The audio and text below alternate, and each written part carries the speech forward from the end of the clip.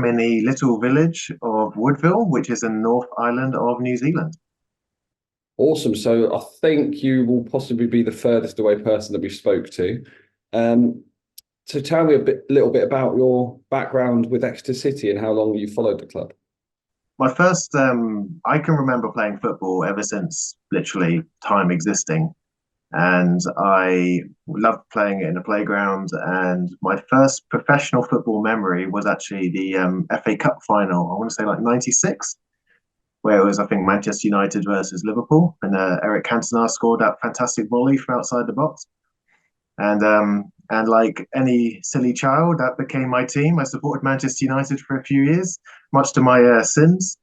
And then out of I'm not entirely sure the reason why, but my dad decided to take me to my first professional game. And it was in Devon, but it wasn't actually for Exeter. It was Plymouth Argyle versus Derby County in the FA Cup. With the magic of hindsight, it's good to say that Derby won the game, so Plymouth lost. So that's a good first memory. And then perhaps a month later, so this is like 1999, my dad really wanted to see Peter Beardsley play because he was one of his idols growing, and he was playing for Hartlepool United at the time, and Exeter were playing Hartlepool United.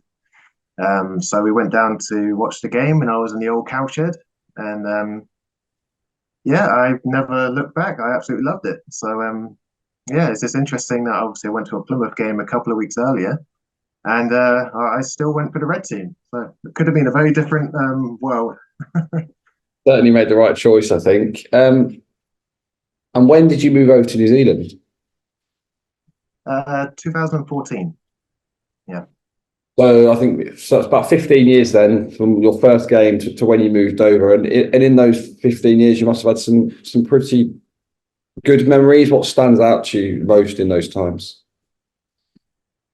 Well, you say good memories. Like a lot of them at the beginning were pretty bad because I happened to join at the time where the club was in turmoil, and we were going through all the problem with ITV Sport, and yeah, the club was really struggling. And as you know, obviously we went down to the conference and so on. But for me, the conference was actually a really good time period because I'd only ever really known the club as a team that's always fighting relegation in Division 4 or currently League 2. So it was just really good to actually see us winning on a regular basis rather than sort of like, yeah, we got a draw. But yeah, it was really nice to see Exeter getting the wins. And obviously, after a few years in the conference, we got promoted. I became a season ticket during those years because it was the first time I actually had my own money. Prior to that, was basically relying on my dad to take me to the matches. And yeah, so that's what I spent my disposable income on, was basically watching Exeter games. And I got a season ticket for a couple of seasons, and I loved it so much that in the 2007-8 season, I decided that I would watch every single Exeter game of the entire year. So I went home and away. I went for 56 matches in total. And that was fortunate for me that that was the year that we got promoted and won the final in Wembley. So couldn't have really picked it much better. And yeah. I was going to ask if you were at that Wembley game actually, and then the following season was, I think it was Rotherham, wasn't it? Were you at the Rotherham game as well? No, so that was the season I joined university. So I was away at High Wycombe. So I was able to watch like probably the. Oh no, I've just told a slight lie. I went on a gap year during that year. And so up until Christmas, I watched all the Exeter games I could. And then the Rotherham game you're referring to was when I was doing my gap year. And then the season after that is when I went to High Wycombe. And obviously, you've actually went on to do some work for the club in a similar position to myself. Now, talk to me a bit about that. Yep. So basically, what happened was that while I was at High Wycombe, I went to study film and television production, and I was able to get a job with Wycombe Wanderers, and basically just doing camera work for them. And my university got a partnership deal to work with Reading Football Club as well. So I was properly working for Wickham and doing the placement with Reading. And part of my course, I was required to get work experience, and I wasn't allowed to use Wickham or Reading. So I thought, well, I love Exeter. I'll be there over the summer. So I'll go back, and I volunteered my time. Pete Evans was the press officer at the time, and he gave me the opportunity, which I'm very grateful for, because um, I think in his own words, he gets lots and lots of applications of people trying to get work experience. But I think it's because I was already working for Wickham, but he was more lenient towards me. And so I was basically volunteering when I had time off, when I wasn't at Wickham or Reading. And then when I finished university in 2012, I so Pete Evans, who left the position, so and there was a vacancy for the media manager. So I was tempted to apply for the actual media manager role. However, while I'm very skilled at the video side of things, I'm not so good with like I don't have the magazine skills and the writing skills, at least certainly not up to the level that's required to be the media manager. So I actually wrote a letter to Julian Tagg, and I basically said, "Hey, I see you got this vacancy coming up. I don't think I could be the media manager, but I've definitely got a skill set that you're not utilizing at the club at the moment.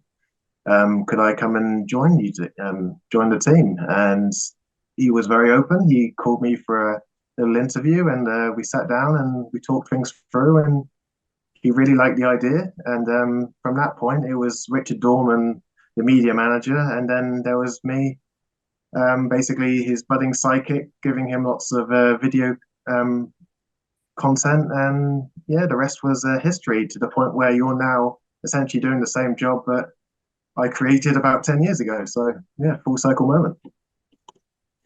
Yeah, it's how would you say compared to your time that not just specifically at Exeter City, but the whole media world in football has progressed?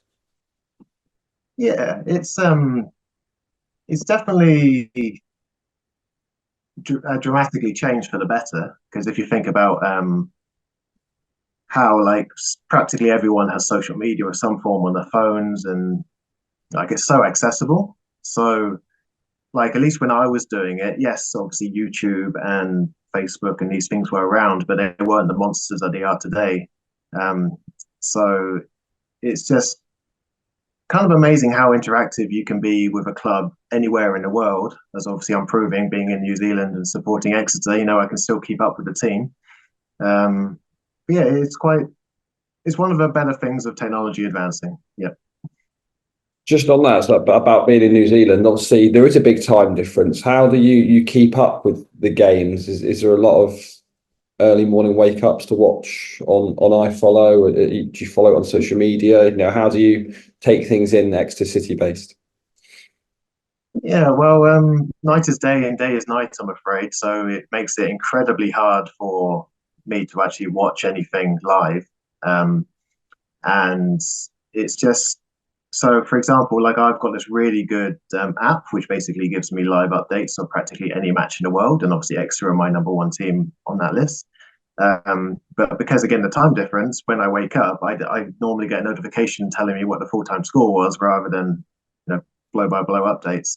Um, so I try to make an effort when there's like a really big game, like the Wembley games and so on. But even that's quite a struggle, because these games are happening at like 2 in the morning, and like sleep is quite a good thing to get.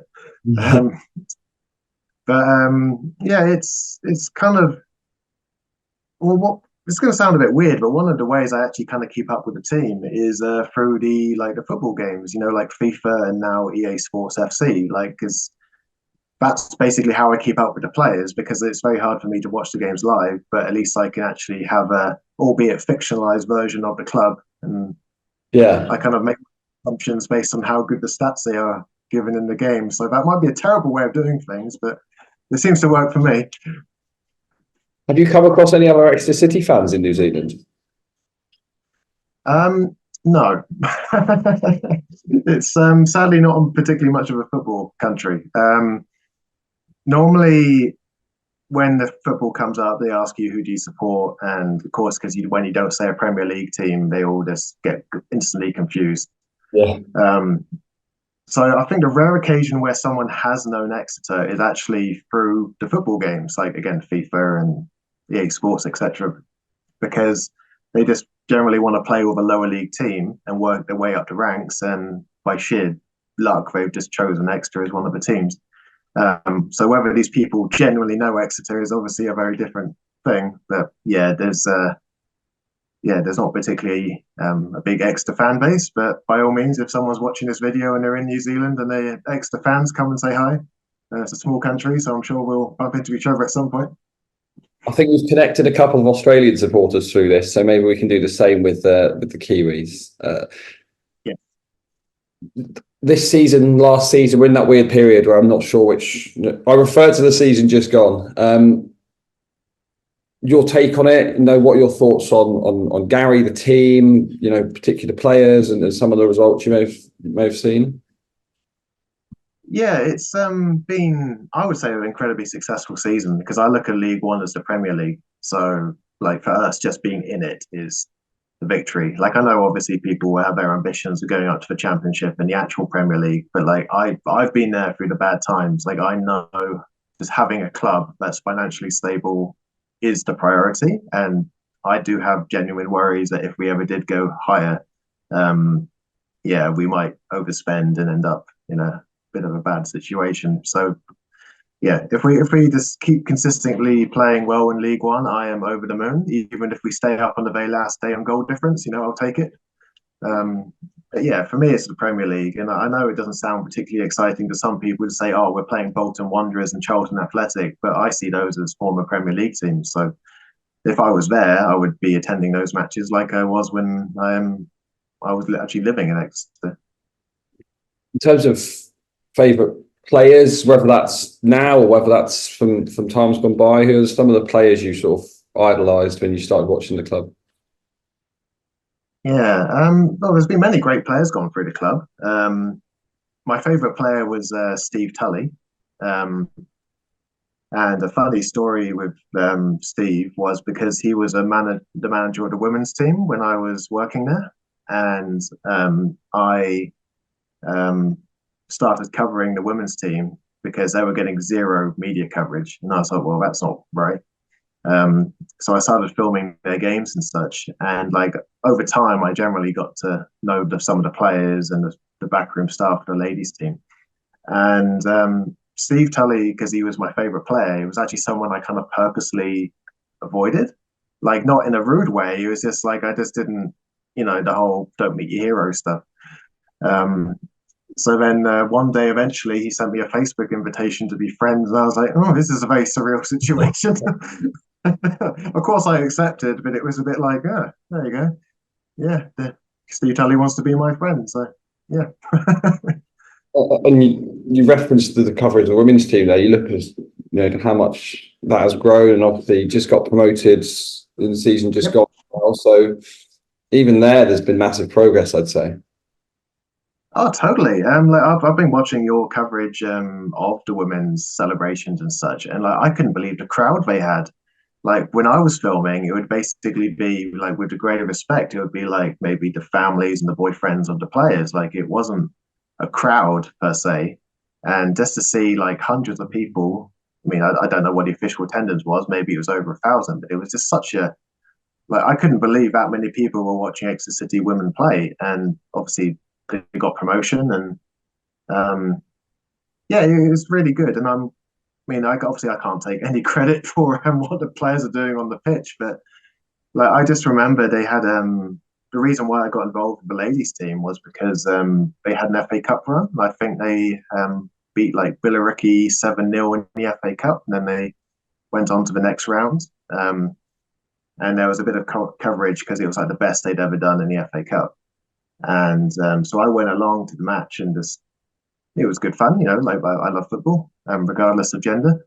And yeah, just there was no coverage. So then I just made it my mission to turn up most weeks where I could.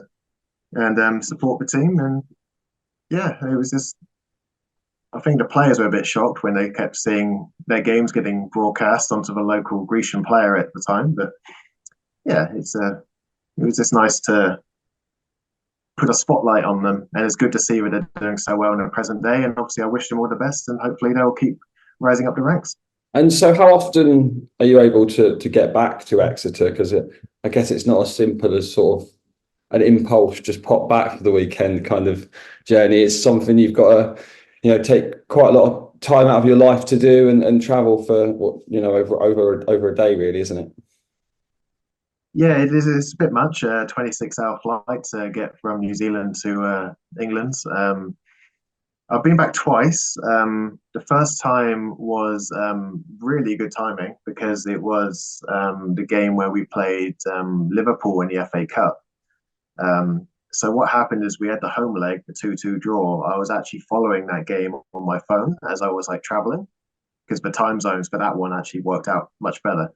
Um, so then, by albeit we didn't win, which we were winning, it ended up being a draw. So we had to replay at Anfield pretty much a couple of days after I got back into the country. And yeah, my dad just he bought tickets while I was on the flight over, and we went to watch the game. Obviously, it wasn't the result we wanted, but it doesn't matter. It's a good day out, a good payday for the club. Um, and when I went back in 2019, it was the summer, so there was no matches, which is a shame. But yeah, yeah. In terms of New Zealand, though, it's yeah, it's a bit of a long way to go. You can't really just casually hop on, hop on a plane and just return to St James's Park. But if it was an option, I probably would. And other than really Wellington Phoenix, there's not really a football culture out there. Do you get to watch much live football at all, like in any way? Um, yeah, so this is a conversation I've had with quite a few of my friends here in New Zealand who are Kiwis. So I always say New Zealand's not a very good football country, and when I explain everything about living in England and how like almost religious it is, they just can't relate to it, and because this is a more of a rugby country, and with no disrespect, I kind of find that it's just not the same. Like, yes, they like rugby, but it's not like Mm. every street corner you're going to see a different football shirt, and like there's a match every weekend, and stadiums sell out no matter what division you're in. Um, and so like, I do try to go to as many games as I can. Unfortunately, I work on weekends, which is a bit of a problem. Um, but I try to go down to Wellington Phoenix as often as I can. They're currently, as I speak, New Zealand's only professional club. They introduced a women's team 3 seasons ago, which was fantastic because then that basically doubled the pool of matches I get to watch. But as I said, I work most weekends, so it's quite hard to go watch them. But in some good news for the country is that they're adding a second team, Auckland FC, which is going to be starting next season. So in theory, there's more matches I can potentially watch. Um, and that's the men's team next season, and then they're going to introduce a women's team the season after. So I'll have 4 teams to support. It's a bit smaller than 92 plus the army of non-league clubs, but you can't be greedy when you haven't got much to work with. You said you had some interesting and funny stories to share, I believe, as well from your time working at the club. Yeah. So a lot of them is kind of almost imposter syndrome because I'd always been a fan for so many years. It kind of felt a bit surreal often to sort of be actually part of the team and with the club. So, for example, the uniform I'm actually wearing right now was given to me by Lou Pring, who was the kit girl at the time. And I say girl, she was a woman. And she we had a conversation at the Cat and Fiddle once where I think for some reason I completely misheard what her age was. Like I thought she said she was like 58 or 68 or something when like she was 30 something. And but she never corrected me on it. And so I was like, you look so young. Um, And what was funny about it was a few days later I bumped into Rob Edwards, the same Rob Edwards who scored the famous goal at Wembley and everyone considers the cult hero. He came up to me and he's like, Rich, how old's Lou? And I was like, basically, she'd obviously been telling him the story. And yeah, so yeah, she wasn't 50 something or 60 something as I thought, was told. Um, yeah, she was 30 something. But then every single time Rob Edwards ever saw me, he kept asking me the same question and he just keeps laughing every single time. And again, it's one of those weird things where, like, when most people think of him, you think Wembley hero, the guy who took us back to the Football League. And when I think of him, I just think of him making fun of me because I misheard an age. Footballers do that as well, don't they? They pick up on things, and especially in our positions, they will keep a joke going for as long as they can. Yeah, for sure. Yeah. There was a time when, again, I was on, I think it was Dagenham away, and there wasn't enough. There wasn't. We weren't sending a vehicle for like the photographer and the media team. So I travelled on the club bus, the team bus, and that was really surreal for me because I'd only been doing the job for like, I don't know, 2 months or something. So I'm fairly new, and I was sat next to Paul Tisdale, Julian Tagg, and I can't remember his name, but the goalkeeper coach at the time. And it was just again really weird because like these are people who I look up to, and I'm just just part of a team, just sat there. And of course, when I got off the bus at Dagenham, we had these little kids trying to make me sign autographs and stuff. Like, no, no, no, I'm just a normal person. No, I don't need to do that. I mean, part of me wished I kind of did sign the autographs, but then I realized I'd probably break their hearts once they realize I'm a nobody. I actually had similar. It was actually at Sheffield Wednesday. I just happened to be helping the kit guy unload some of the kit, and I said, I'm just the media guy. Like, you don't need my autograph, mate." Um, Yeah. so it sounds like it's still the same, now as it was then for you. I guess so. I mean, obviously, I've not been there for a while, but yeah, time is a flat circle. I always say you could write a book about doing our job sometimes, and some of the stories that we've had, and some of the stupid things that happen in the media circles when working at a club. I think it'd be a fairly good book. Yeah. Oh, for sure. Yeah. You could probably collate everyone who's done our jobs and just the media jobs in general and put it into a big Bible and I think so. yeah, I think so. probably can't capture all of it, but it'll be entertaining. Yeah. Yeah. Um, so Yeah. another one, um, so the player Egver Davids, the legendary player who played for Ajax and the Netherlands and so on. So he was playing for Barnet in a League Two game, and it was really surreal because a thing that you guys do, which I started doing, was walking onto the pitch and kind of filming the players as they're walking around and such. And because there was such a media spin over the Egver Davids playing at St James's Park, like I was basically just constantly focusing on him. And I don't know if you've got access to these sort of things, but I think Cheggers, the photographer at the time, he had like a photo, and it was like me and Egber Davids kind of stood like next to each other, and it was just one of those really surreal things because like again, most people think of him as like Champions League winner, and he finished like third in the Euros several times and so on. But like I grew up and he was like on the cover of the FIFA 2003 football game. That's kind of my introduction to him.